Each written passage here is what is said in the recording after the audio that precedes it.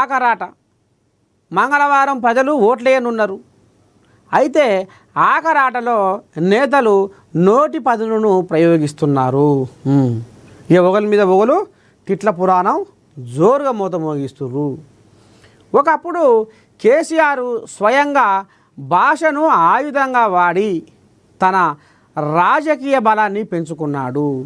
అప్పట్లో ఆయన మాటల్లో జ్వాల, ధిక్కారం, ప్రజా ఆవేశం ఉండేది. ఆ భాష హద్దులు దాటి రాజకీయ దుమారం రేపేది.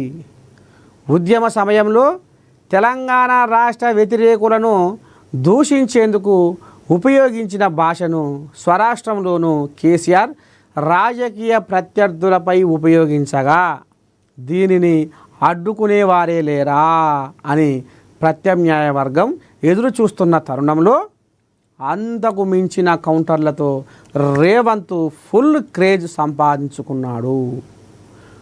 రేవంత్ పోరాట పటిమ తిట్టుకు తిట్టు, యుద్ధానికి యుద్ధం పందానే కాంగ్రెసును మళ్ళీ లేపి నిల్చోబెట్టింది. ఇది యథార్థం. ఎట్లా అంటారు?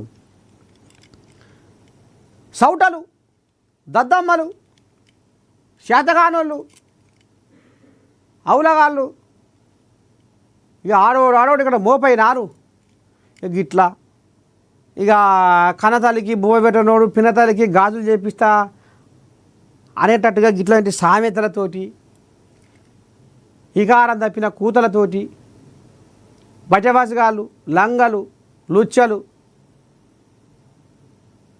సౌటలు, సన్నాసులు, దద్దమ్మలు ఇవి మన మాజీ ముఖ్యమంత్రి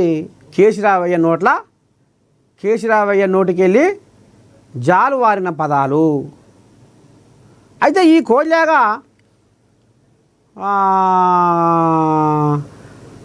వలస పాలన ఆంధ్ర పాలకుల చేతిలో ఆంధ్రప్రదేశ్ ఉన్నప్పుడు, ఉమ్మడి ఆంధ్రప్రదేశ్ ఉన్నప్పుడు తెలంగాణ ఉద్యమంలో ఈ తిట్లు బాగానే అక్కడికి వచ్చినాయి. కానీ ఆఖరికి వస్తారకల్లా ఇక పాడిందే పాట ఆడిందే ఆట అన్నట్టు తిట్టమరిగిన నోరు ఊరుకుంటుందా? కానీ నోటికి హద్దు లేకపోయింది, తాళమడ లేకపోయింది. తెలంగాణ ఏర్పడ్డాక కూడా మళ్ళీ ఇదే పని పెట్టింది.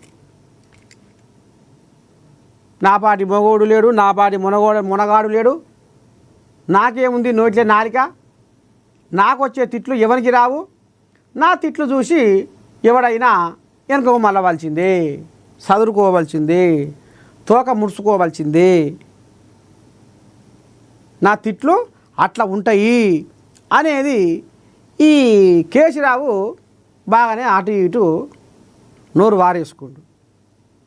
అమ్మా ఇక తెలంగాణలో కేసీరావు తిట్టే తిట్లు ఎవరు తిట్టాడేమోరా అనే టైంలా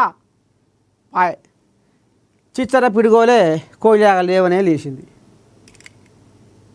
అసలేరు కార్తీర ముసలెద్దు లెంక అన్నట్టు ఏ కథం ఇంక రంకెలు వేసి లెంకలు కొట్టి మారేసుకుంటా ఇక ఈ కోయిలా కూడా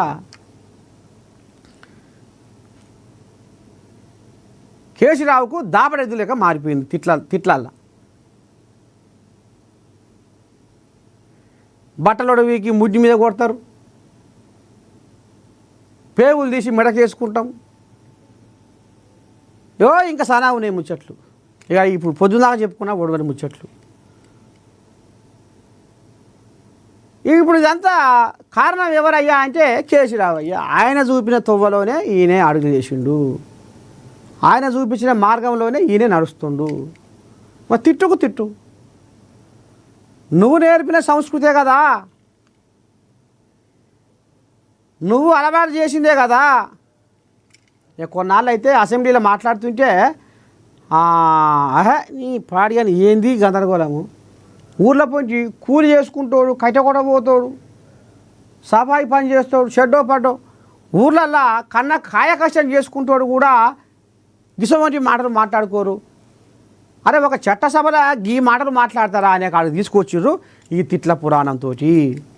దీనికి మరి పునాది వేసింది ఎవరయ్యా అంటే కేసీరావు అడుగుజాడల్లో. కేసీరావు ఒకప్పుడు తెలంగాణలో దాపడెద్దు లెక్క పోండిల్తే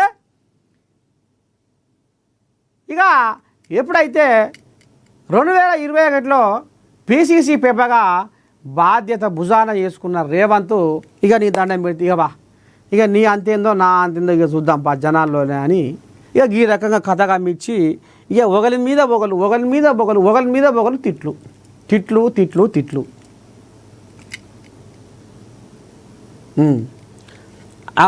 ఇటువంటి కథ నడిచింది. ఇప్పుడు ఉప ఎన్నికల వేళ రేవంత్ భాషపై గులాబీ నేతలు అభ్యంతరం వ్యక్తం చేయడంపై బీజేపీ నేతలు కూడా విస్మయం వ్యక్తం చేస్తున్నారు. నాడు బీజేపీ నేతలు కూడా కేసీఆర్ నోటికి బలైన వారే. అందులో బండి సంజయ్ తుంటలైతావు రా నా ఫామ్ హౌస్కు రా తుంటలైతే బిడ్డ అన్నాడు. తుంటలు ముక్కలు చేస్తా. కిషన్ కోల్యాగన్ కూడా బాగానే అరుచుకుండు 6 బార్